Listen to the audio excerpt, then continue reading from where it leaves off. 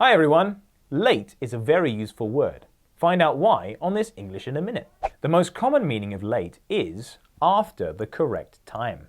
It can go before a noun as an adjective. I had a late breakfast, so I took the late train. Or it can modify a verb as an adverb. I arrived late to class because the train came late. And don't forget, you can be late for something.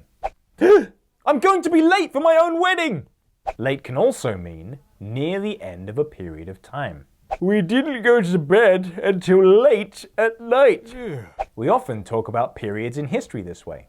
The internet was invented in the late 20th century. You can also combine late with of to mean recently.